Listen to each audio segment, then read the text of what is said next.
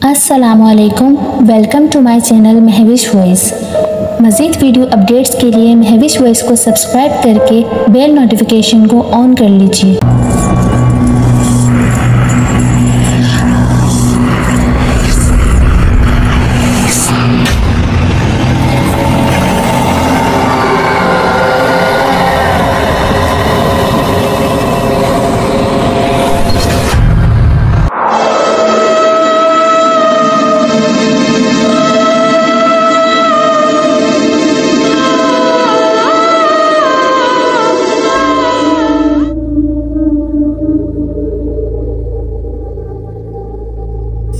कमरे में हर तरफ शदीद बदबू फैली हुई थी। आज 8वां दिन था। प्रोफेसर कमाल सर जोड़े अभी भी किसी तजर्बे में ऐसे मशगूल थे जैसे उन्हें कोई बू महसूस ही ना हो रही हो, या फिर शायद वो जिस काम में मसरूफ थे वो उसमें हर हाल में कामयाब होना चाहते थे। प्रोफेसर कमाल एक उधेड़ उम्र के शख्स थे। वो एक गवर्नमेंट यूनिवर्सिटी में बायोलॉजी के उस्ताद थे। उसके अलावा वो एक छोटे मोटे आमिल भी थे जो थोड़ा बहुत रूहानी इल्म जानते थे। वो पिछले 8 दिन से उस कमरे में बंद अपनी बायोलॉजी की तालीम और अमलियात से एक नामुमकिन अमल को अंजाम देने की कोशिश कर रहे थे। कमरे के ऐन वस्त में एक पलंग पर एक लाशा पड़ा हुआ था। ये बदबू उस जिस्म में से ही आ रही थी, मगर वो लाश किसी गैर की नहीं बल्कि प्रोफेसर कमाल की अपनी बेटी उरूसा की थी। उरूसा उनकी इकलौती बेटी थी जिसे प्रोफेसर कमाल ने माँ बाप दोनों बनकर पाला था। कमाल साहब की जोजा का इंतकाल तो उरूसा की पैदाइश पर ही हो गया था। तब से कमाल साहब ने उरूसा के अलावा कुछ सोचा ही नहीं। उरूसा उनकी कुल कायनात थी। वो उरूसा जिसके लिए उन्होंने ना जाने कितने ख्वाब देखे थे, आज वो बेजान एक पलंग पर लेटी हुई थी। 1 महीना पहले उरूसा सुबह सुबह उठते हुए सीढ़ियां उतरते हुए किचन में दाखिल हुई। उरूसा, सलाम बी आपा। बी आपा, वालेकुम अस्सलाम। उठ गई शहजादी? जाओ पापा को उठाओ, पता है ना वो सिर्फ तुमसे ही उठते हैं। उरूसा मुस्कुराते हुए, जी बी आपा, बस आप नाश्ता तैयार करें, मैं उठाती हूँ पापा को। बी आपा थी तो मुलाजिमा, मगर पिछले 16 साल से उरूसा की देखभाल कर रही थी। अब तो वो भी उस घर का एक हिस्सा ही थी। वो ऑमलेट बनाने में मसरूफ थी। ये उरूसा का पसंदीदा नाश्ता था, चीज ऑमलेट। उरूसा प्रोफेसर कमाल के कमरे में दाखिल होते हुए, ओहो पापा, सुबह हो गई, अब उठ जाएं। रोज मुझे कॉलेज के लिए लेट हो जाता है। प्रोफेसर कमाल पलटते हुए मुस्कुराए, क्या करूं बेटा, जब तक आप नहीं उठाती लगता है सुबह ही नहीं हुई। उरूसा, अच्छा जल्दी से तैयार हो जाएं, मैं चाय गर्म करवा रही हूँ और शुगर की गोली ले लीजिएगा। और फिर उरूसा वापस किचन की तरफ आ गई। उरूसा उनकी कुल कायनात थी। वो उरूसा जिसके लिए उन्होंने ना जाने कितने ख्वाब देखे थे, आज वो बेजान एक पलंग पर लेटी हुई थी। वो अपने अमल में ऐसे मशगूल थे कि उन्हें एहसास भी नहीं हुआ कि बी आपा कब कमरे में दाखिल हुई। बी आपा, साहब जी कुछ खा लेते। वो मुंह पर कपड़ा रखते हुए डरते डरते प्रोफेसर कमाल से मुखातिब हुई। प्रोफेसर कमाल अचानक चौंक कर पलटे, गुस्से से चिल्लाए, तुम फिर आ गई बेवकूफ औरत, मना किया था ना मैंने कि जब तक मैं ना कहूँ इधर कदम भी मत रखना। बी आपा, मगर साहब जी कुछ खाएंगे नहीं तो तबीयत बिगड़ जाएगी। प्रोफेसर कमाल, क्या हो जाए, मर जाऊंगा ना, बेहतर होगा। ये तो चली गई। वो उरूसा के लाशे की तरफ मुंह करके रूहानी आवाज में चिल्लाए, अब जी कर भी क्या करूंगा, अब जाओ मुझे अपना काम करने दो। बी आपा आंसू पहुंचते हुए तेज तेज कदमों से बाहर आ गईं। दरवाजे के जोर से बंद होते ही हवा के झोंके से सामने अमलियात की पड़ी किताब के वर्ग पलटे और सामने एक वर्ग खुल गया। प्रोफेसर कमाल की नजर जैसे ही इबारत पर पड़ी, वो खुशी से खिल उठे। यही तो ढूंढ रहा था इतने दिन से। उन्होंने अपनी बायोलॉजी के इल्म से बेटी के जिस्म को उस हद तक बचा रखा था कि वो फूल कर फटा नहीं था, मगर बहरहाल लाश की बदबू पूरे कमरे में फैल रही थी। अब वो मुसलसल जद्दोजहद में मसरूफ था कि किसी तरह कोई अमल मिल जाए जिसके जरिए वो अपनी बेटी को दोबारा सांसें दे सके। عمل کی 3-4 کتابیں سامنے کھلی رکھی تھیں، جن میں سے ایک سفل علم کی تھی جو کسی ہندو پنڈت نے لکھی تھی۔ بیٹی کی چاہت میں وہ اتنے اندھے ہو چکے تھے کہ وہ اس وقت صحیح غلط نہیں سوچ رہے تھے۔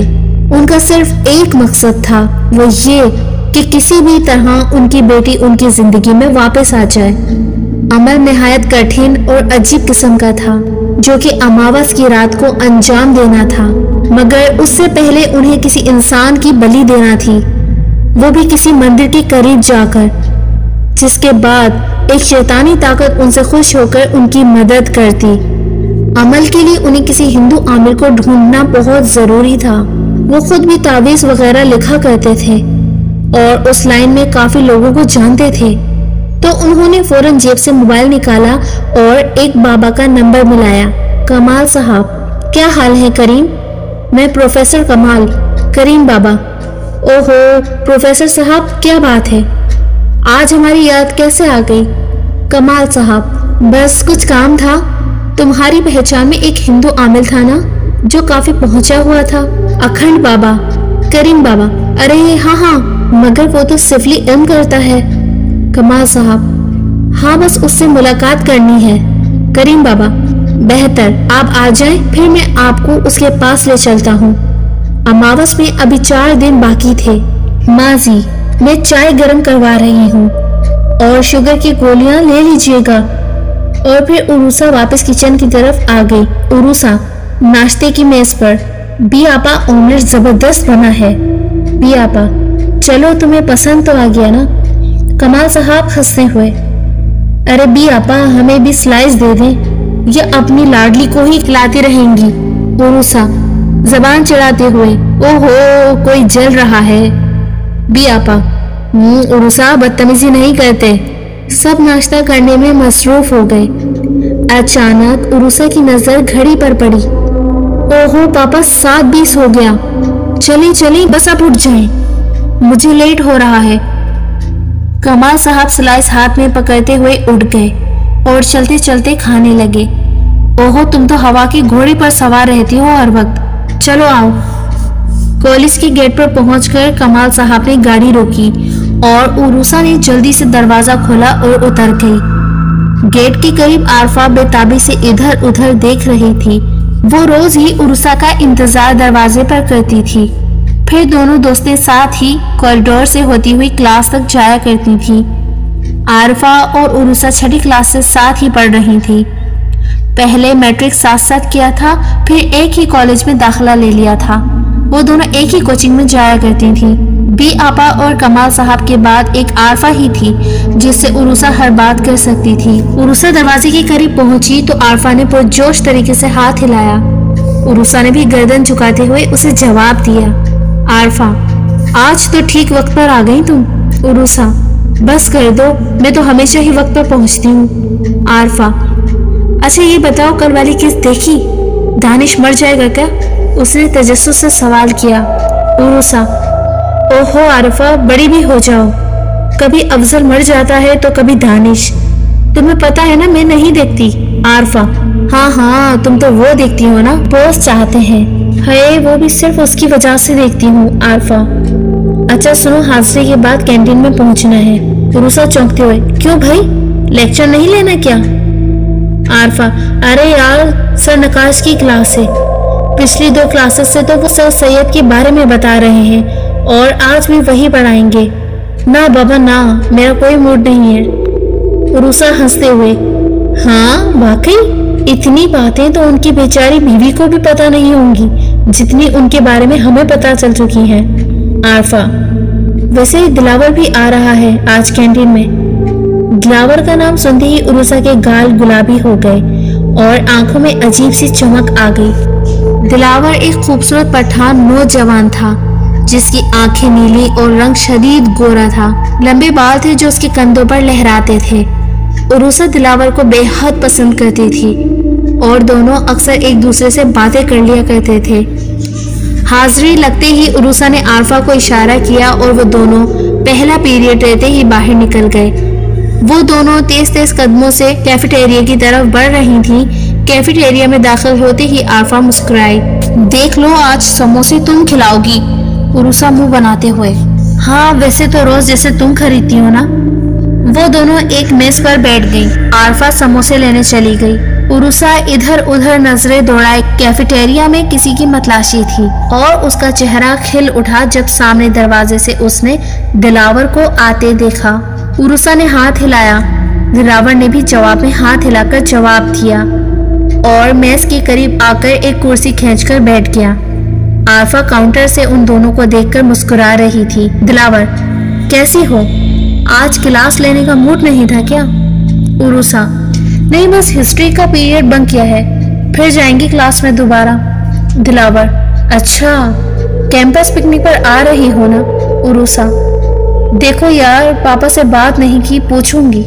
दिलावर, तुम्हें कौन सा तुम्हारे पापा ने मना करना है? और दोनों हंसने लगे। आरफा समोसों की प्लेट लेते हुए उनके करीब पहुंच गई। ओहो, आरफा ने गला साफ करने की एक्टिंग करते हुए खंकारा। अगर आप दोनों डिस्टर्ब ना हो तो मैं यहाँ बैठ जाऊं? उरुसा ने आरफा को खा जाने वाली नजरों से घूरा, जो खड़ी मुस्कुरा रही थी। बकवास बंद करो और बैठ जाओ। दिलावर, ओहो गरम गरम समोसे, चलो तुम लोग एंजॉय करो, मैं चलता हूँ। आरफा, हमारे आते ही जा रहे हो? बोलो तो मैं दूसरी मेज पर बैठ जाऊं। और फिर हंसने लगी। उरुसा ने फिर आरफा को घूरा। दिलावर, अरे नहीं ऐसी बात नहीं है, बस मेरी क्लास शुरू होने वाली है। दिलावर की जाते ही उरुसा ने आरफा को घूरा। आरफा की बच्ची ये क्या बकवास कर रही थी? आरफा, अरे यार वो तो मैं उसकी टांग खींच रही थी। उरुसा, अब बेटा तुम ही देना उन समोसों के पैसे, मैं नहीं देने वाली। आरफा, ओहो अभी से दोस्ती पर मोहब्बत को फोके दे रही हो। और माथे पर हाथ रखकर एक्टिंग करने लगी। हाय ये मोहब्बत। उरुसा ने उसके गाल पर हल्की सी चपत लगाई। अच्छा अब बस भी करो ड्रामा क्वीन। वो दोनों वहां से अगला पीरियड लेने क्लास में चली गईं। छुट्टी में वो दोनों एक साथ ही घर जाया करते थे। रास्ते में आरफा ने पूछा कि पिकनिक पर तो चल रही हो ना? हाँ दिल तो बहुत है यार, बस आज पापा से बात करूंगी। शाम में उरुसा बेचैनी से पापा का इंतजार कर रही थी कि कमाल साहब की गाड़ी का मखसूस हॉर्न बजा। उरुसा भागती हुई खुद दरवाजा खोलने पहुंच गई। अमूमन बी आपा ही सारा दरवाजा खोलती थी, मगर जब भी उरुसा को कोई फरमाइश करनी होती थी तो वो खुद दरवाजा खोलने के लिए पहुंच जाती थी। कमाल साहब गाड़ी अंदर लाकर पार्क करते हुए, भाई वाह आज हमारी बेटी साहिबा ने दरवाजा खोला है, लगता है कोई फरमाइश आने वाली है। उरुसा हंसते हुए कमाल साहब के गले लग गई। उरुसा, तो आप मुझे मतलब ही समझते हैं? उसने झूठ मूठ कर नाराजगी का नाटक किया। कमाल साहब, अरे नहीं बेटा वो तो मैं ऐसे ही कह रहा था। उरुसा, वैसे एक फरमाइश तो है। कमाल साहब हंसते हुए, दरबार में पेश की जाए। उरुसा, बाबा वो हमारे कैंपस पिकनिक पर फार्म हाउस जा रहा है, मुझे भी जाना है।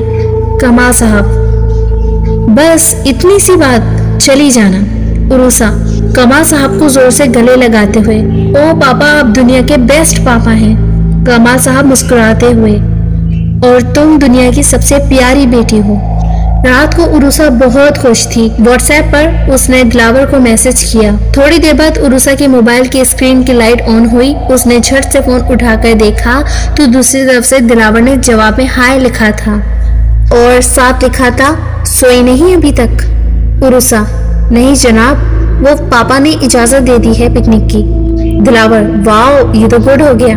वैसे मैंने तो पहले ही कहा था कि आपके पापा कब मना करते हैं। उरुसा स्माइली फेस भेजते हुए, जी जनाब ये तो है। उरुसा उस पिकनिक पर जाने के लिए बहुत खुश और पुरजोश थी, मगर उसे कहाँ पता था कि वहाँ कितनी बड़ी आफत उसका इंतजार कर रही थी। उरुसा, नहीं जनाब, वो पापा ने इजाजत दे दी है पिकनिक की। दिलावर, वाह ये तो गुड हो गया। फिर वो दिन भी आ गया जब उरुसा को कैंपस के साथ पिकनिक पर जाना था। ग्रुप को दोपहर के वक्त निकलना था और नाइट स्टे करना था। अगली सुबह नाश्ता करके फिर वापस घर को आना था। वो लोग सब कैंपस के बाहर जमा होना शुरू हो गए। उरुसा और आरफा कोस्टर में एक साथ ही बैठे थे। ان کی اگلی سیٹ ابھی تک خالی تھی۔ عروسہ دل ہی دل میں دعا کر رہی تھی کہ دلاور یہیں آ کر بیٹھ جائے۔ اتنے میں دلاور کوسٹر کے اندر داخل ہوا اور اپنا بیگ اوپر کے خانے میں رکھتے ہوئے ان سے آگے والی سیٹ پر بیٹھ گیا۔ کوسٹر میں فل آواز میں گانے چل رہے تھے اور سب لڑکے لڑکیاں بہت خوشگوار موڈ میں اپنی منزل کی طرف گامزن تھے۔ تھوڑی دیر بعد گاڑی ہائی وے پر تھی اور پھر ایک سنسان سے علاقے میں داخل ہوئی۔ وہاں ایک بہت بڑا فارم ہاؤس بنا ہوا تھا۔ دروازے پر پہنچ کر ڈرائیور نے ہارن بجایا تو چوکیدار نے دروازہ کھولا اور 3 کوسٹر اندر داخل ہو گئیں۔ اب سب اتر کر اپنا اپنا سامان لیے فارم ہاؤس کے وسط میں بنے 4 کمروں کی طرف چلنے لگے۔ فارم ہاؤس کافی بڑی زمین پر بنا ہوا تھا جس میں چاروں طرف ہریالی تھی اور ایک طرف باؤنڈری وال کے ساتھ 3 واش روم بنے تھے۔ ایک طرف ایک پول تھا اور درمیان میں ایک گھر نما ہٹ تھا جس میں 4 کمرے اور ایک لاؤنج تھا۔ دیواروں کے ساتھ بڑے بڑے کھجور اور ناریل کے درخت لگے ہوئے تھے، مگر واش رومز والی دیوار کے ساتھ نیم کے درخت لگے ہوئے تھے۔ ٹیچرز نے تالی بجا کر سب طالب علموں کو اپنی طرف متوجہ کیا۔ سب میری بات غور سے سنیں، 2 کمرے لڑکوں کے لیے ہیں اور 2 لڑکیوں کے لیے۔ مجھے کوئی بدتمیزی یا شکایت نہیں چاہیے۔ اور سب یس سر بولتے ہوئے اپنے اپنے کمروں میں چلے گئے۔ سب نے سامان رکھا اور لڑکے گراؤنڈ میں کرکٹ کھیلنے چلے گئے۔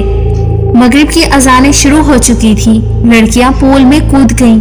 عروسہ اور عارفہ بھی پول میں نہانے میں مصروف تھیں۔ عروسہ عارفہ اور دوسری لڑکیوں پر ہاتھ سے پانی اچھال رہی تھیں۔ وہ لوگ تقریباً عشاء تک وہیں نہاتے رہے۔ پھر لڑکے کھیل کر تھک ہار کر آ گئے اور شور کرنے لگی کہ پول خالی کرو۔ اتنے میں تمام ٹیچرز جو کرسیوں پر بیٹھے باتوں میں مصروف تھے انہوں نے کہا کہ اب سب باہر آ جاؤ، باربیکیو کرنا ہے۔ عروسہ اور باقی تمام لڑکیاں باہر نکل گئیں۔ عارفہ اور عروسہ گیلے کپڑوں کے ساتھ چینج کرنے واش روم کی طرف جانے لگی۔ عارفہ نے بیگ سے ایک دوسرا جوڑا لیا اور پہلے واش روم میں گھس گئی چینج کرنے۔ عروسہ باہر کھڑی اس کا انتظار کر رہی تھی۔ ساتھ ہی فارم ہاؤس کی دیوار تھی جو کہ اتنی اونچی نہیں تھی، اندھیرا کافی ہو گیا تھا۔ عروسہ نے ایسے ہی اینٹ پر چڑھ کر باہر جھانکا تو کافی دور اسے 2 چمکیلی سی آنکھیں نظر آئیں۔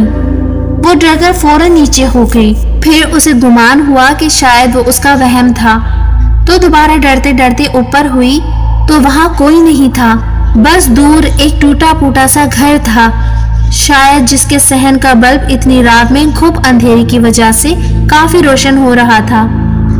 عروسہ اس گھر کو دیکھنے میں ایسی مگن تھی کہ عارفہ نے پیچھے سے آ کر اسے ڈرانے کے انداز میں ہلایا تو وہ چونک کر چیخ اٹھی، عارفہ کی بچی تم سدھرو ہی نہیں۔ اور عارفہ بھاگتی ہوئی کمروں کی طرف آ گئی اور عروسہ اندر واش روم میں کپڑے تبدیل کرنے چلی گئی۔ ابھی اس نے اپنے گیلے کپڑے اتارے ہی تھے کہ اسے محسوس ہوا جیسے کوئی اسے گھور رہا ہو۔ اس نے روشن دان کی طرف دیکھا تو وہ خوف سے کانپ اٹھی۔ باتھ روم کے روشن دان کے سامنے نیم کے درخت کی شاخ پر ایک کالا بلّا چمکیلی آنکھوں سے اس کی وجود کو گھور رہا تھا۔ اس نے بے ساختہ ہاتھوں سے اپنے جسم کو چھپانے کی کوشش کی۔ پھر عروسہ نے جلدی جلدی کپڑے پہنے اور باہر نکل کر کمروں کی طرف تیز تیز قدموں سے جانے لگی۔ اسے ابھی بھی محسوس ہو رہا تھا جیسے کوئی ہے جو اس کے پیچھے پیچھے چل رہا ہو، مگر اس کی ہمت ہی نہیں ہوئی پیچھے مڑ کر دیکھنے کی۔ وہ جلدی جلدی وہاں پہنچ گئی جہاں سارے لوگ پہلے سے موجود تھے۔ ایک آگ کا الاؤ درمیان میں روشن تھا اور لڑکیاں سیخوں میں گوشت پرو رہی تھیں اور لڑکے آگ کو اور دہکانے میں مصروف تھے۔ سبھی اپنی مستیوں میں لگے ہوئے تھے۔ عروسہ آگ کے سامنے بیٹھ گئی۔ دوسری طرف عین اس کے سامنے دلاور بیٹھا تھا۔ وہ چور نظروں سے دلاور کو دیکھ رہی تھی کہ تبھی اسے دلاور کے پیچھے ایک لمحے کے لیے کوئی ریچھ نما حیولا کھڑا نظر آیا۔ اس سے پہلے کہ وہ کچھ سوچ سمجھ سکتی اس نے غور سے دیکھا تو وہاں کوئی نہیں تھا۔ پھر اسے پیچھے لگی جھاڑیوں میں دلاور کے پیچھے وہی چمکتی آنکھیں نظر آئیں جو اسے ہی گھور رہی تھی۔ یہ کالا بلّا تو مانو اس کے پیچھے ہی پڑ گیا تھا۔ عروسہ کو اس سے شدید خوف آ رہا تھا، مگر وہ کسی کو بتاتی بھی تو کیا بتاتی۔ اسے معلوم تھا کہ اگر وہ کسی کو کہے گی کہ وہ ایک بلی سے ڈر رہی ہے تو سب نے اس کا مذاق ہی اڑانا ہے۔ وہ نظریں نیچے کی وہیں بیٹھی رہی۔ اسے کم از کم یہ اطمینان تھا کہ وہ اکیلی نہیں ہے۔ اور سب کے درمیان موجود ہے۔ وہ ہر ممکن کوشش کر رہی تھی کہ اس کی نظریں اوپر نہ اٹھیں۔ ابھی وہ لوگ باربیکیو کرنے میں مصروف تھے کہ عارفہ چلائی، چلو 2 ٹیمیں بناتے ہیں اور ڈمپ ریس کھیلتے ہیں، جس میں اشاروں سے فلموں کے نام پوچھنے ہوتے ہیں۔ جو ہارا وہ جیتنے والے کی بات مانے گا۔ سب شور مچانے لگے، ہاں ٹھیک ہے، مزہ آئے گا۔ اتنے میں دلاور نے ایک فلم کا نام عروسہ کو آہستہ سے بتایا۔ اب عروسہ لڑکیوں کی طرف منہ کر کے بغیر کچھ بولے اشاروں سے باقی ٹیم ممبرز کو سمجھانے کی کوشش کرنے لگی، مگر وہ ٹھیک سے کر نہیں پا رہی تھی۔ اس نے 3 انگلیاں اٹھائیں تو عارفہ چلائی، اوکے مطلب 3 لفظ ہیں۔ عروسہ نے اسبات میں سر ہلایا۔ اب اس نے دونوں ہاتھوں سے دل کا شیپ بنایا تو ایک لڑکی چلائی، پہلا لفظ دل ہے۔ عروسہ نے جذبات میں دونوں ہاتھوں کو آپس میں مارا، مطلب ہاں ٹھیک کہا، ابھی بھی 2 لفظ باقی تھے۔ عروسہ دل و جان سے کوشش کر رہی تھی کہ اشارے اپنی ٹیم کو سمجھا سکے، مگر وہ کچھ سمجھا نہیں پا رہی تھی۔ دلاور نے گنتی گننا شروع کی، ٹک ٹک 1، ٹک ٹک 2، ٹک ٹک 3، اور سب لڑکے شور مچانے لگے۔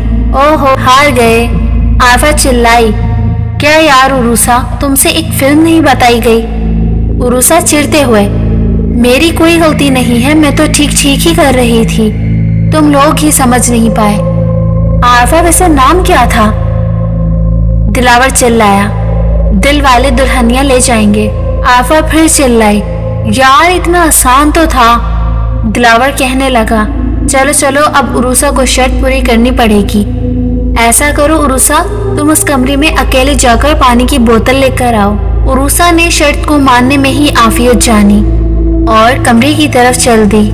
عروسہ کے ذہن میں اس وقت تک وہ کالے بلے والی بات نہیں تھی، مگر جیسے ہی وہ کمرے میں داخل ہوئی تو اندھیرا گھپ کمرہ دیکھ کر اس کی جان نکلنے لگی اور اس کے ذہن میں پھر سے وہ بلا اور دلاور کے پیچھے موجود حیولا آنے لگا۔ عروسہ نے جلدی سے بغیر قدم اندر رکھے دروازہ کھولا اور ایسے ہی ہاتھ دروازے کے ساتھ والی دیوار پر مارنا شروع کیے تاکہ سوئچ پر ہاتھ لگے اور لائٹ کھل جائے۔ تھوڑی دیر دیوار ٹٹولنے کے بعد آخرکار اسے لائٹ کا سوئچ مل ہی گیا۔ عروسہ نے جلدی سے لائٹ کھولی اور کمرے کے اندر آ گئی۔ سامنے میز پر ہی پانی کی بوتل رکھی تھی۔ وہ تیز قدموں سے اندر بڑھنے لگی۔ ابھی وہ بوتل کے قریب ہی پہنچی تھی کہ دھڑام سے گیٹ بند ہونے کی آواز آئی۔ عروسہ نے گھبرا کر پیچھے دیکھا تو دروازہ خود بخود بند ہو چکا تھا۔ عروسہ پوچھنے لگی، کون ہے وہاں؟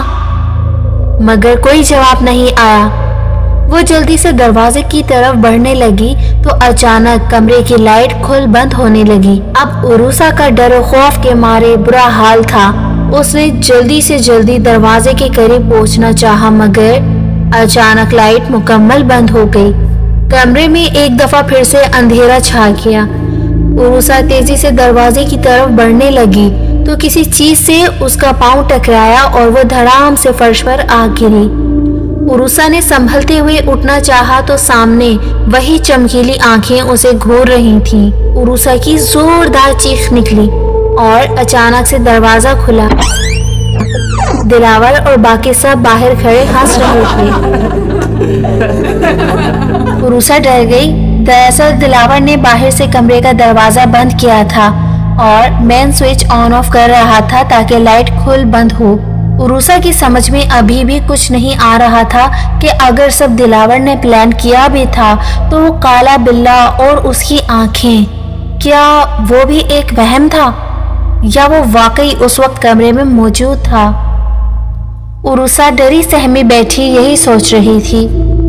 اس رات اور کچھ بھی نہیں ہوا اور عروسہ بھی گھر واپس آ گئی۔ دوپہر تک عروسہ کو کافی تیز بخار چڑھ چکا تھا۔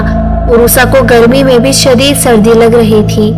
کپ کپی کے مارے اس کا برا حال تھا۔ اس نے لحاف جیسے تیسے ہاتھ بڑھا کر اپنے پورے جسم پر اوڑھا ہوا تھا۔ تبھی عروسہ کو لحاف ایک طرف سے اٹھتا ہوا محسوس ہوا۔ عروسہ نے پلٹ کر دیکھا تو وہاں کوئی نہیں تھا۔ پھر تھوڑی دیر بعد عروسہ کو لگا جیسے کوئی اس کے بال کھینچ رہا ہو۔ اس نے خوف کے مارے لحاف اپنے منہ تک اوڑھ لیا۔ عروسہ کو لحاف کے اوپر اپنے سینے پر کچھ بھاری وزن سا محسوس ہونے لگا۔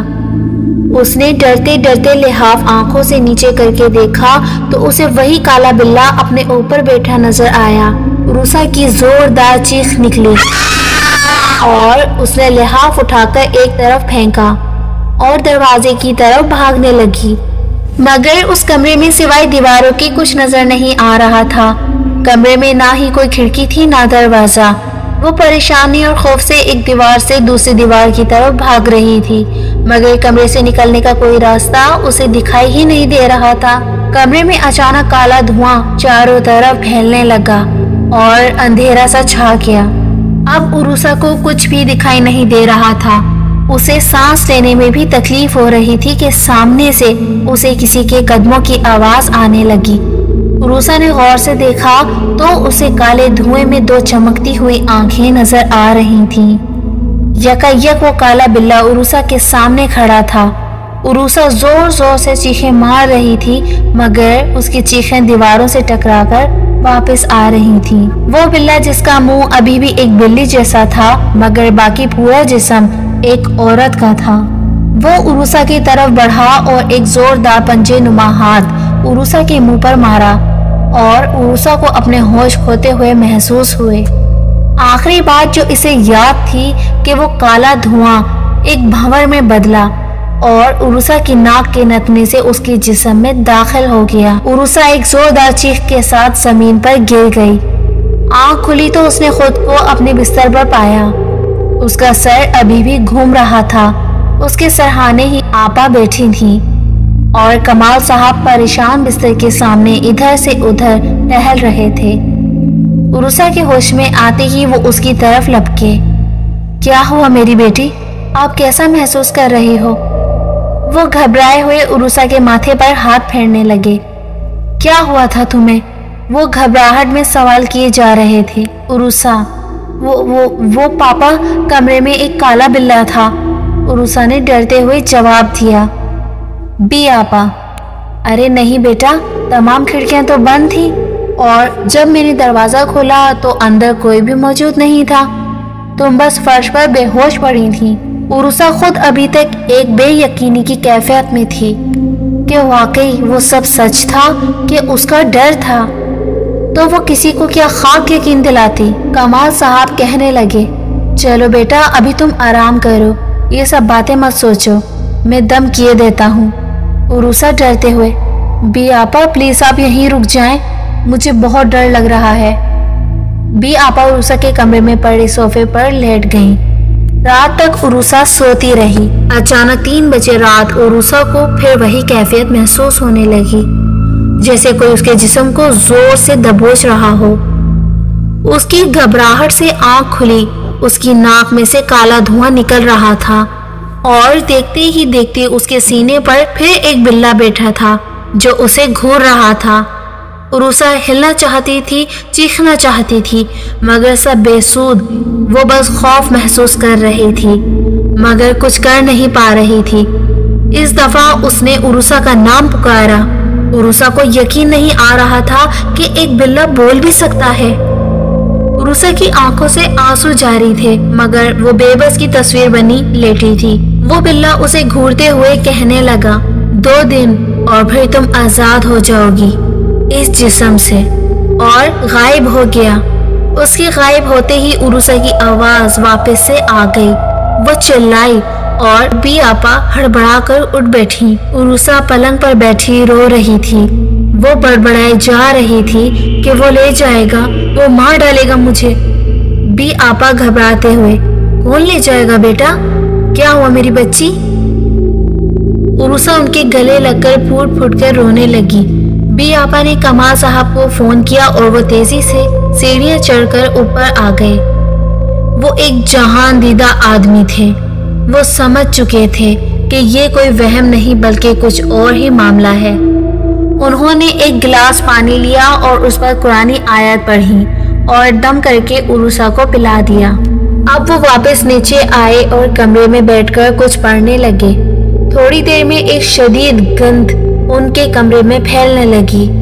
इतनी शदीद तरीन बदबू उन्होंने आज तक महसूस नहीं की थी। फिर कमरे में दरवाजे के नीचे से काला धुआं अंदर दाखिल होने लगा। वो अपनी पढ़ाई में मसरूफ थे कि किसी ने कान में सरगोशी की, मत कर, बाज आजा, क्यों अपनी मौत को बुला रहा है?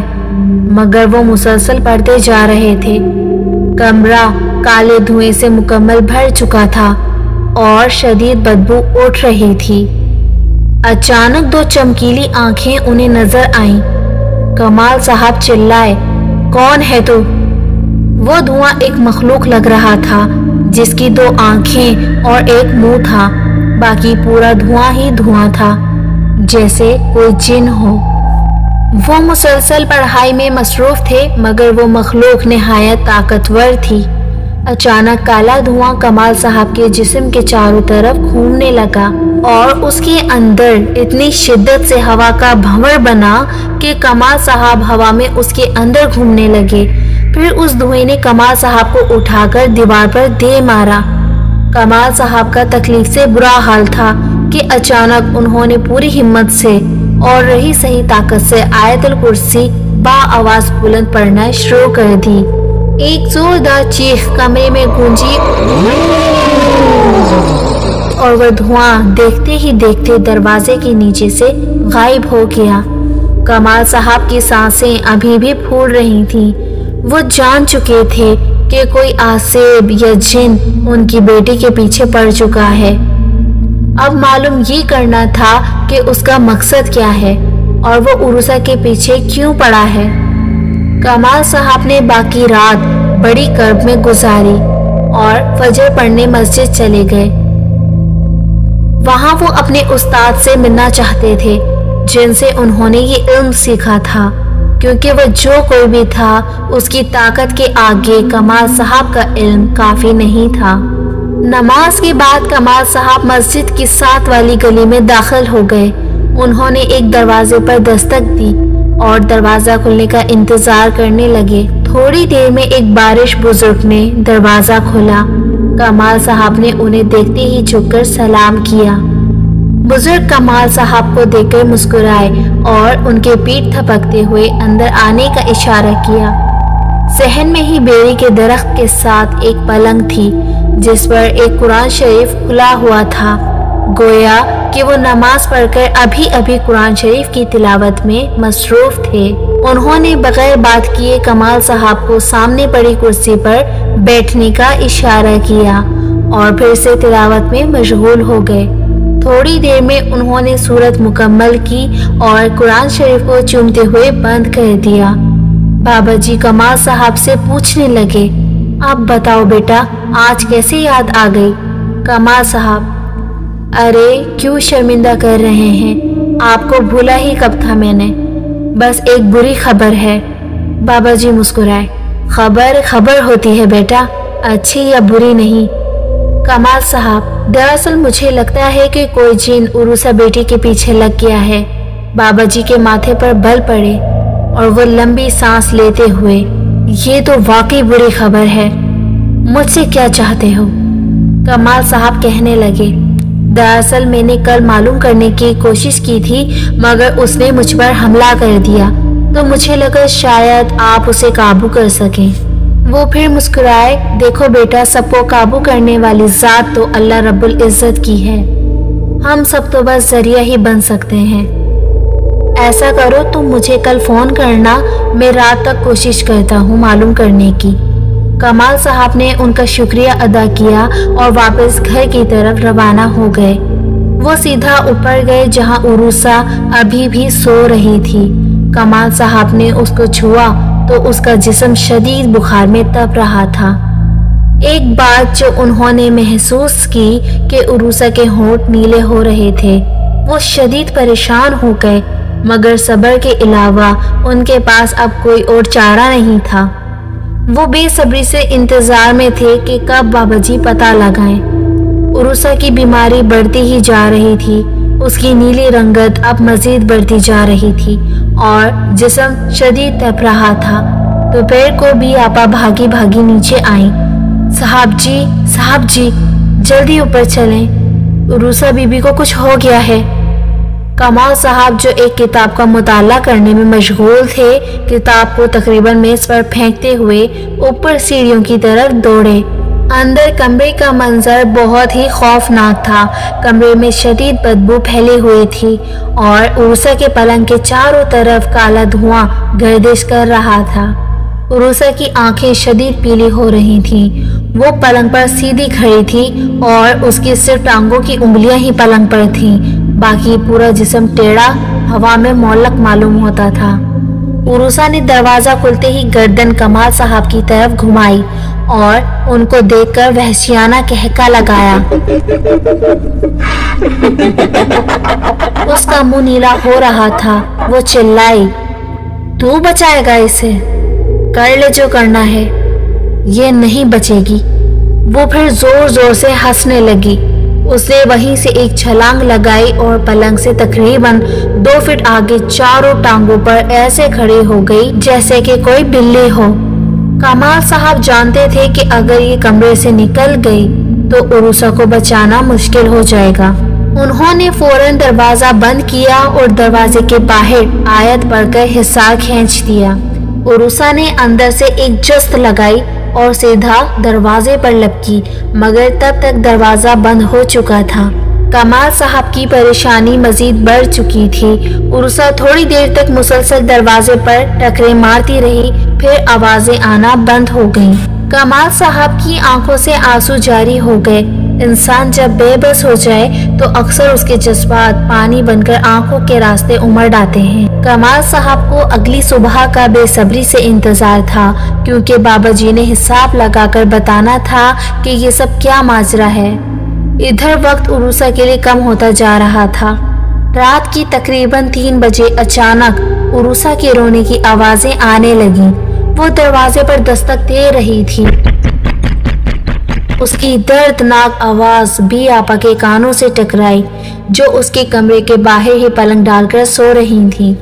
اس کمرے کے چاروں طرف حصار کھینچا ہوا تھا اور اس کالے بلے کو وہاں سے نکلنا تھا کسی بھی صورت میں، کیونکہ وہ جانتا تھا کہ وہ بابا اس کے لیے مسائل کھڑے کر سکتا ہے۔ عروسہ نے درد بھری آواز میں بی آپا کو پکارا، بی آپا پلیز دروازہ کھولیں، دیکھیں مجھے ٹھنڈ لگ رہی ہے، مجھے بہت درد ہو رہا ہے، پلیز کھولیں دروازہ۔ کمال صاحب نے بی آپا کو دروازہ کھولنے سے منع کیا تھا، مگر عروسہ کو انہوں نے بچپن سے پالا تھا۔ اس کی درد بھری آواز سے وہ مجبور ہو چکی تھی اور انہوں نے دروازہ کھول دیا۔ دروازہ کھولتے ہی عروسہ سامنے کھڑی تھی۔ اس کی دونوں ٹانگیں اور ہاتھ زمین پر تھے۔ وہ ایک بلی کی مانند فرش پر کھڑی تھی۔ اس کی آنکھیں شدید سرخ تھیں اور وہ دانتوں کو پسچ کر گھبرا رہی تھی۔ اس نے ایک چھلانگ لگائی اور بی آپا کے اوپر آ گئی۔ بی آپا نیچے فرش پر گر گئی اور عروسہ ان کے سینے پر بیٹھ گئی۔ بی آپا کا آدھا جسم دروازے کے اندر تھا اور آدھا کمرے کے دروازے کے باہر۔ بی آپا کی ایک زوردار چیخ نکلی۔ کمال صاحب جو نیچے والی منزل پر اپنے کمرے میں کچھ ورد کر رہے تھے، وہ فوراً اوپر کی طرف بھاگے۔ عروسہ نے سامنے دیکھا اور زوردار کہکا لگایا۔ پھر اچانک عروسہ کی ناک سے کالا دھواں نکلا اور ہوا میں اڑتا ہوا غائب ہو گیا۔ عروسہ کے جسم سے جیسے ہی وہ دھواں نکلا، وہ بی آپا کے اوپر گر کر بے ہوش ہو گئی۔ کمال صاحب بھاگ کر عروسہ اور بی آپا کے قریب پہنچے اور عروسہ کو اٹھا کر واپس بستر پر لٹا دیا۔ اس کا جسم برف کی طرح ٹھنڈا ہو رہا تھا، جیسے کہ خون ہی نہ ہو۔ اس کی رنگت اب نیلی ہوتی جا رہی تھی۔ وہ کالا بلہ اپنے مقصد میں کامیاب ہو گیا تھا۔ اس نے وہ حصار بی آپا کے جسم پر چڑھ کر پار کر لیا تھا۔ ادھر بابا جی دھیان لگا کر بیٹھے اپنا عمل کرنے میں مصروف تھے۔ انہیں جو کچھ معلومات ملتی جا رہی تھی وہ اسے ایک کاغذ پر لکھتے جا رہے تھے۔ بابا جی جس گھر میں رہتے تھے اس گھر میں ایک صحن اور 2 کمرے تھے۔ بابا جی اپنے ایک بیٹے کے ساتھ رہتے تھے۔ ان کا بیٹا دوسرے کمرے میں سو رہا تھا اور بابا جی اس کمرے میں بیٹھے اپنا ورد کرنے میں مصروف تھے۔ بابا جی نے اپنے چاروں طرف زمزم ڈال کر ایک دائرہ بنایا ہوا تھا جس کے درمیان میں بیٹھ کر وہ تمام معلومات لکھ رہے تھے کہ اچانک انہیں ایک تیز ہوا کا جھونکا کمرے میں داخل ہوتا محسوس ہوا۔ بابا جی نے آنکھیں کھول کر دیکھی تو ایک کالا بھنور کمرے میں ان کے سامنے گھوم رہا تھا۔ اچانک وہ بھنور تھما اور ایک کالے بلے میں بدل گیا۔ وہ مسلسل بابا جی کو گھور رہا تھا۔ پھر اس نے بابا جی کی طرف قدم بڑھانا شروع کر دیے۔ جیسے ہی اس نے اس دائرے کو پار کرنے کی کوشش کی وہ ایک جھٹکے سے دور جا کر گرا۔ بابا جی کے چہرے پر فاتحانہ مسکراہٹ تھی، جیسے وہ کہہ رہے ہوں کہ تو میرا کچھ نہیں بگاڑ سکتا۔ اچانک اس بلے نے دوبارہ آگے بڑھنے کی بجائے دروازے کی طرف بڑھنا شروع کر دیا۔ دروازے پر پہنچ کر اس کالے بلے نے مڑ کر دیکھا اور بابا جی نے اس کی مسکراہٹ محسوس کی، جیسے کہہ رہا ہو کہ اب دیکھ میں کیا کرتا ہوں۔ بابا جی کا دھیان اچانک اپنے بیٹے کی طرف گیا۔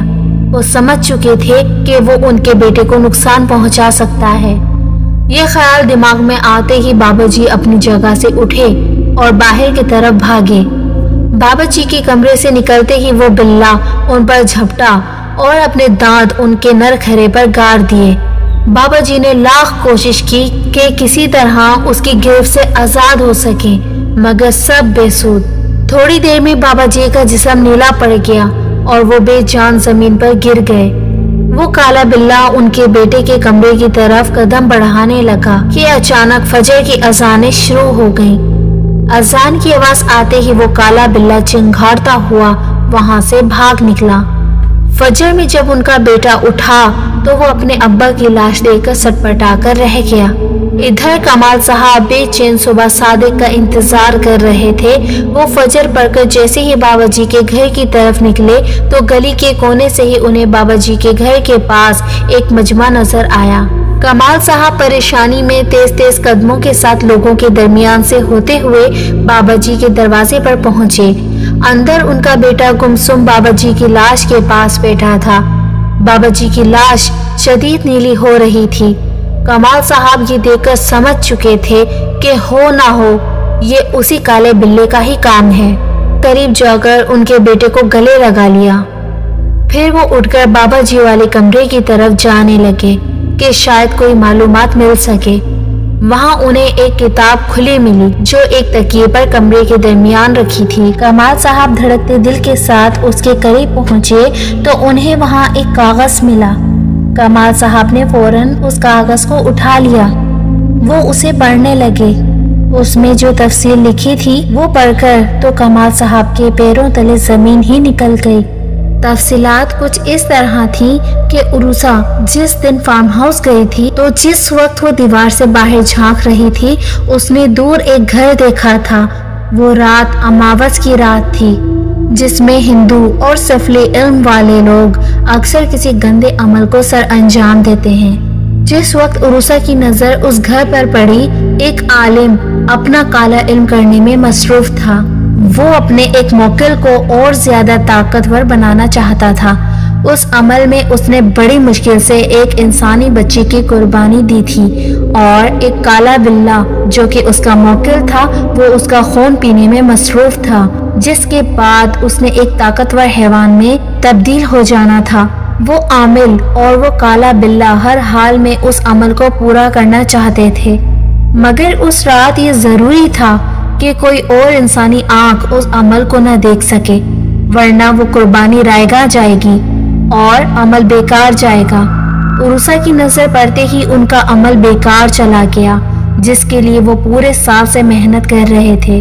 عروسہ کی نظر اس وقت اس کالے بلے سے ٹکرائی تھی اور وہ کالا بلّا اب عروسہ پر حاوی ہو رہا تھا، کیونکہ اب وہ چاہتا تھا کہ کسی بھی طرح وہ عروسہ سے بدلہ لے اور عروسہ کو بلی چڑھائے۔ اس کالے بلے کو ختم کرنے کا بس ایک ہی طریقہ ہے اور اس سے آگے اس میں کچھ نہیں لکھا تھا، کیونکہ شاید یہی وقت تھا جب بابا جی وہاں سے اٹھ کر اپنے بیٹے کو بچانے دوڑے تھے۔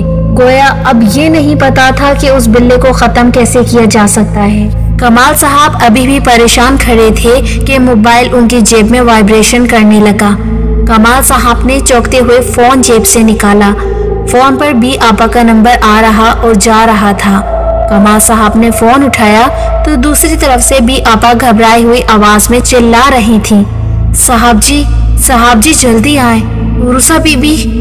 और उनकी आवाज भरा गई। कमाल साहब कमरे से बाहर निकलते हुए, क्या हुआ उरुसा को? बी आपा, बस आप जल्दी पहुंचे। कमाल साहब फौरन दरवाजे की तरफ पहुंचे और गाड़ी स्टार्ट की। उधर बी आपा परेशान कमरे के एक कोने में खौफजदा खड़ी थी। कमरे के पलंग पर उरुसा उकड़ू बैठी थी। उसका चेहरा पूरा नीला हो चुका था। उसके 2 दांत हल्के से बढ़कर बाहर की तरफ आ गए थे और वो अपने बालों में उंगलियां फेरती बैठी जोर जोर से कह के लगा रही थी।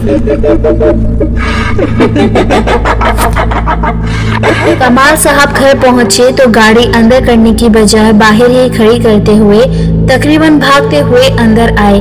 जैसे ही सीढ़ियां चढ़कर वो उरुसा के कमरे में दाखिल हुए तो उनका दिल जैसे रुक सा गया हो। उरुसा ने उनको देखा और जोर से चिल्लाई, बहुत शौक है ना तुझे आमलों से मिलने का, तो ले फिर। और एक जोरदार छलांग लगाई। उरुसा खिड़की का शीशा तोड़ती हुई सीधा नीचे सहन में गिरी। कमाल साहब और बी आपा के सामने ये सब ऐसे यकायक हुआ कि उनको कुछ करने का मौका ही नहीं मिला। कमाल साहब और बी आपा उरुसा का नाम चिल्लाते हुए कमरे से बाहर आए तो नीचे सहन के फर्श पर उरुसा की लाश पड़ी थी। उसकी आंखें फटी पड़ी थीं।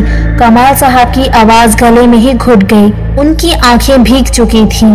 वो फौरन सीढ़ियां उतरते हुए नीचे भागे और उरुसा के सर को उठाकर अपनी गोद में रखा। उरुसा मेरी बेटी, उठो बेटा, तुम्हारे बाबा मर जाएंगे, प्लीज मेरी बेटी उठ जाओ।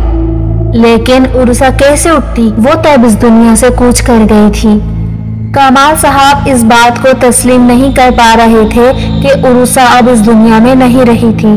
वो उसे उठाकर नीचे वाले कमरे में ले आए और उसे दरमियान में रखकर उससे दीवानों की तरह बातें करने लगे, जैसे कि वो अपना दिमागी तवाजुन खो बैठे हों। बी आपा, साहब जी संभाले खुद को, उरुसा बीबी नहीं रही। कमाल साहब ने एक जोरदार थप्पड़ बी आपा के मुंह पर मारा। खामोश हो जाओ, मेरी बेटी सो रही है, उठ जाएगी थोड़ी देर में। बी आपा वहां से बाहर आ गई कि शायद कमाल साहब के हवास बहाल होने में थोड़ा वक्त लगे। सुबह से रात हो गई मगर कमाल साहब बाहर नहीं निकले। उन्होंने खुद को उरुसा के साथ एक कमरे में बंद कर लिया था। ना कुछ खाया था ना कुछ पिया था, बस वो उरुसा के लाशे के पास बैठे उससे बातें करने में मसरूफ थे। न जाने रात के किस पहर उन्हें अचानक नींद लगी। उन्हें नींद में किसी ने आवाज दी, कमाल, कमाल। अपनी बेटी को जिंदा करना चाहते हो तो इस कमरे में उसकी लाश को सलामत रखो। कुछ दिन तक एक अमल जो उसने बताया वो करो, फिर हम तुम्हें बताएंगे कि क्या करना है। और अचानक वो सियाह दायरा गायब हो गया। कमाल साहब की आंख खुल गई। उन्होंने फौरन अपने संदूक से कुछ केमिकल निकाले और बी आपा को अंदर बुलाया। कमाल साहब ने बी आपा को हिदायत की कि ये केमिकल उरुसा के पूरे जिस्म पर लगा दो। बी आपा खड़ी हक्का बक्का देख रही थी। कमाल साहब ने इस दफा काफी जोर से चिल्लाते हुए कहा, आवाज आई? मैंने क्या कहा है? बी आपा ने कांपते हाथों से उरुसा के जिस्म पर वो तमाम केमिकल मल दिया और एक चादर उसके जिस्म पर डाल दी। कमाल साहब, बस कुछ काम था। तुम्हारी पहचान में एक हिंदू आमिल था ना जो काफी पहुंचा हुआ था, अखंड बाबा। हाँ, मगर वो तो सिफली इल्म रखता है। कमाल साहब, हाँ, बस उससे मुलाकात करनी है। करीम बाबा, बेहतर है आप आ जाए, फिर मैं आपको उसके पास ले चलता हूँ। अमावस में भी अभी 4 दिन बाकी थे। अगले दिन कमाल साहब उस कमरे को ताला लगाकर करीम बाबा से मिलने निकले। सूरज की रोशनी आंखों को चुभ रही थी क्योंकि वो 8 दिन बाद उस कमरे से बाहर कदम रख रहे थे। उन्होंने एक हाथ आंखों के ऊपर रखकर कुछ साया किया और गाड़ी की तरफ कदम बढ़ाने लगे। करीम बाबा अपने आस्थाने पर ही रहता था जो कि कब्रिस्तान से मुल्हिक था। कमाल साहब ने वहां पहुंचकर जेब से फोन निकाला और करीम बाबा का नंबर मिलाया। करीम बाबा के फोन उठाते ही कमाल साहब ने कहा, बाहर आ जाओ। थोड़ी देर में करीम बाबा बाहर आ गया। اس نے گاڑی کا دروازہ کھولا اور اگلی سیٹ پر کمال صاحب کو سلام کرتے ہوئے بیٹھ گیا۔ وہ دونوں کریم کے بتائے ہوئے راستے پر چلنے لگے، اونچے اونچے راستوں سے ہوتے ہوئے۔ ہائی وے کے قریب کریم نے گاڑی روکنے کا اشارہ کیا۔ کریم بابا، یہاں سے پیدل جانا پڑے گا، گاڑی آگے نہیں جا سکتی۔ کمال صاحب نے گاڑی بند کی اور چابی نکالتے ہوئے گاڑی سے باہر آ گئے۔ سامنے ایک پتلی سی گلی تھی، دونوں طرف جھاڑیاں اگی ہوئی تھی۔ ایک چیز جو کمال صاحب نے نوٹ کی وہ تھی جھاڑیوں کے درمیان راستے میں بیٹھا ہوا کالا بلہ، جو ایک ٹک ان دونوں کو دیکھ رہا تھا۔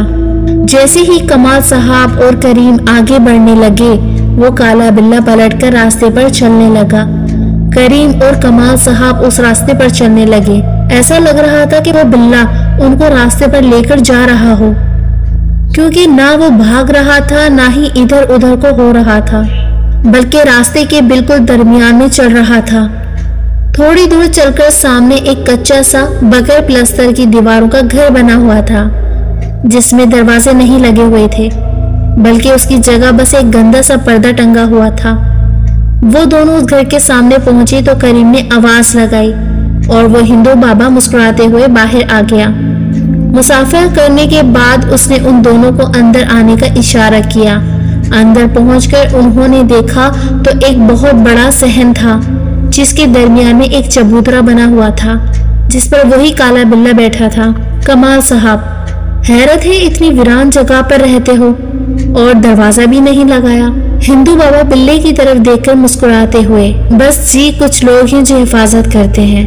گھر میں اس صحن کے علاوہ چھوٹا کمرہ بھی تھا، باقی اس گھر میں کوئی اور موجود نہیں تھا۔ بابا نے انہیں اس کمرے کی طرف چلنے کا اشارہ کیا۔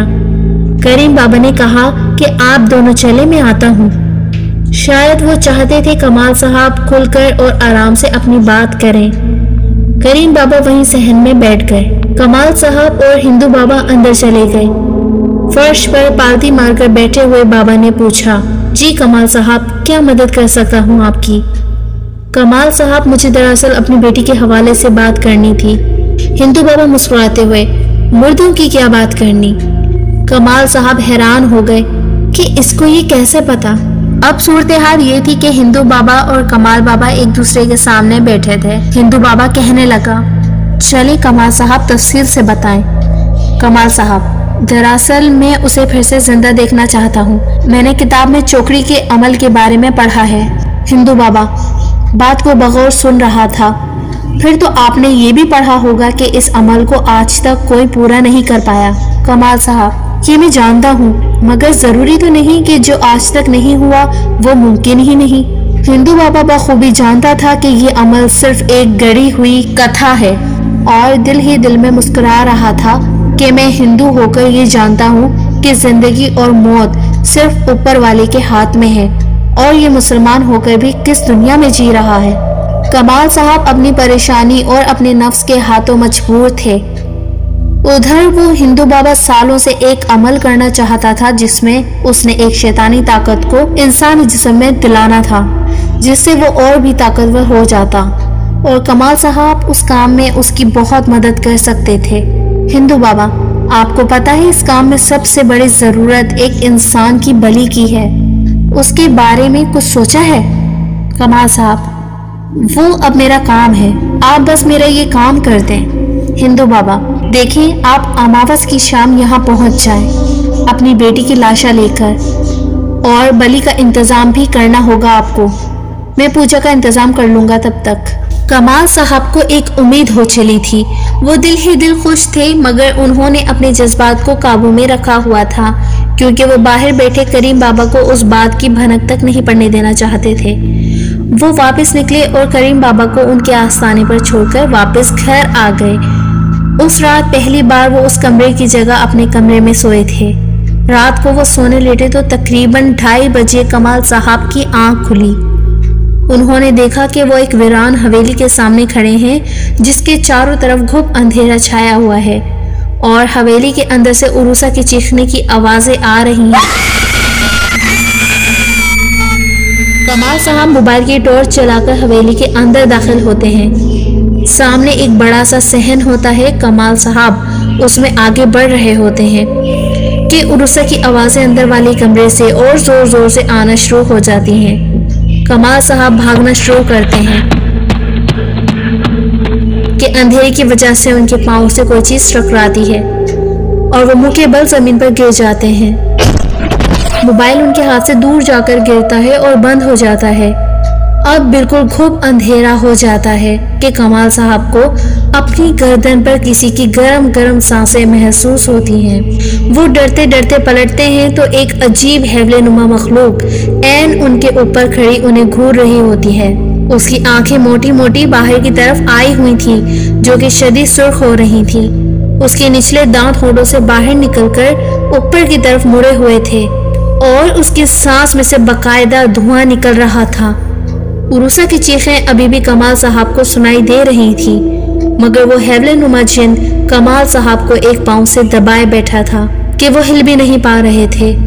اتنے میں انہیں عروسہ کی آوازیں قریب آتی محسوس ہوئیں اور انہوں نے چہرہ آوازوں کی طرف گھما کر دیکھا تو سکتے میں آ گئے۔ ایک ہو بہو ویسا ہی حیولہ عروسہ کو ہاتھ سے گھسیٹ کر ان کی طرف لا رہا تھا۔ کمال صاحب اپنی تمام تر طاقت لگا رہے تھے مگر پھر بھی وہ اس حیولے کی گرفت سے آزاد ہونے کی کوشش کر رہے تھے مگر وہ اس کی طاقت کے آگے بے بس تھے۔ اتنے میں دوسرے حیولے نے اپنا جسم عروسہ کے اوپر جھکایا اور اس کے پیٹ کو پھاڑ کے ساری اتڑیاں نکال کر کھانے لگی۔ عروسہ تڑپتی رہی اور تھوڑی دیر بعد اس کی چیخیں بھی بند ہو گئیں۔ کمال صاحب ایک جھٹکے سے اٹھ بیٹھے